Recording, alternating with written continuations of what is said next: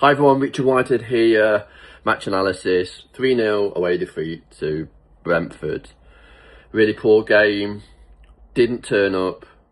We were the strangers on the pitch. Brentford were the leaders. We had 59% possession, but we didn't do anything with that possession at all. We had players like Bergvall, Tell, Mikey Moore, and our captain for the day, Archie Gray. Very young. Weren't physical enough, and for me it was a wrong decision for the manager to throw those players on for that first game of the season.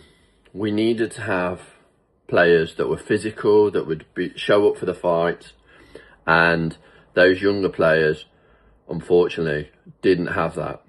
Yes, I'm being very critical of those younger players, but I think more of the manager needed to show not just the fight, but I think initially he showed confidence in those younger players that for those away games it's so important that we need to compete first, then have the flexibility of having the energy and the creative nous of some of the older players. I think that he made a couple of real wrong decisions within that midfield area. We were getting overrun from minute one, and he made those changes far too late.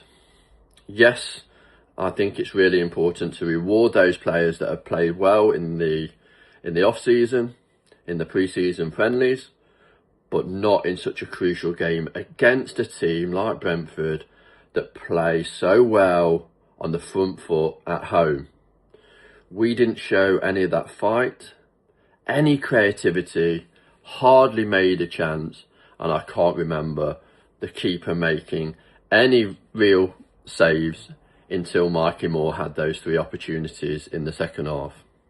Those three opportunities that he had were straight at the keeper and some smart saves, but really didn't make the keeper work. For me, the 59% possession was possession that was sideways and backwards, and we didn't really progress the ball fast enough. We need to move the ball faster with players that are confident on the ball. We have those ball playing players. When Fernandes and Benzica came on the pitch in the second half, I think we looked a better outfit, and the positivity that we showed is something that at least we can hang our hat on, because everything else was so poor. One of the worst results I've seen on that opening day of the season. We need to play differently. Come on, you Spurs. 3-0 home defeat. But I think that home defeat, the manager is going to learn a lot more about his players that he has, and those players that haven't played very well in that first game maybe will have played their last game this season. Come on, you Spurs. Hello, it's Lee in New York, or Long Island to be precise, giving you my reaction to the game yesterday. Well, how do we start to unpick that utter mess that we watched? Well, a simple headline from me. If you don't compete, you can't play. And we didn't compete. And unfortunately, it was a lads, it's Tottenham scenario all over again. And I don't really understand why. I don't understand why we weren't ready mentally, accepting that physically we have a bit of work to do. Craig on the show mentioned that New Year's Day we drew with Brentford. It was a rubbish game, I know, because I did the show with Chris, Ricky and Blake, and it was rubbish, but we got a point. It was turgid, I was hungover, but it was, we got something out of the game, but not yesterday. So why not? I mean, several reasons, but I think Archie Gray, who I have a lot of time for, he's a great prospect, but he's not a right back, and he's not a captain yet. And I think yesterday, what we needed in that moment when we were shell-shocked was someone just to bash some heads together, to get stuck into people, get them fired up. And the body language was awful, and we completely went missing in that moment. And I felt for Archie Gray because he was just completely out of his depth. I also thought it seemed a little strange to play Mikey Moore in front of him because we had a very inexperienced, very kind of lightweight right-hand side, which Brentford just targeted from the off. And so many of their attacks came down that side and they just bullied us. De Zerbi said we're not ready yet, and I struggle with that. The pre-season to me seemed odd. A lot of behind closed doors sort of friendly practice matches and a really long, tiring trip to Australia that seemed to take a lot out of the players without actually having any really hard games. And we just looked completely undercooked. De Zerbi said, I knew we would suffer. I think he was talking about the players, but he's probably talking about the fans as well, because many of us had that sinking feeling in our stomach that we haven't had since last May. But anyway, I think give it a couple of weeks, get some players back, get some new players bedded in, and I think we'll see a different Tottenham. This is an oil tanker that needs to turn, not a speedboat. It takes a bit of time, and we need to keep the faith, and Roberto De Zerbi knows what he's doing. So here's hoping for a better day. Come on, you Spurs. It's Olchi from Istanbul. Here are my thoughts for today. Let's talk Spurs. So it's the day after the night before, and obviously we had a very disappointing loss against Brentford. And look, I'm not upset because we lost that game. It's the first weekend of the season. It always throws up surprise results, and a loss can happen. There are ways of losing, obviously. Now, if you'd put in a solid shift, a good performance, and the other team was just better than you on the day, fair enough. You know, you're away from home as well, so you can kind of understand that. But yesterday, the team was just not right, and you have to question Roberto De Zerbi's, what he was thinking yesterday, starting with that 11, starting with that first 11. And I know people are going to say, yeah, it's easy to, criticize now. Listen, an hour before kickoff, when that team news came out, I was livid. I was upset. As soon as I saw, certain players were starting over other players, I was upset. Listen, look, I still believe in Roberto De Zerbi. I still believe he's going to achieve amazing things.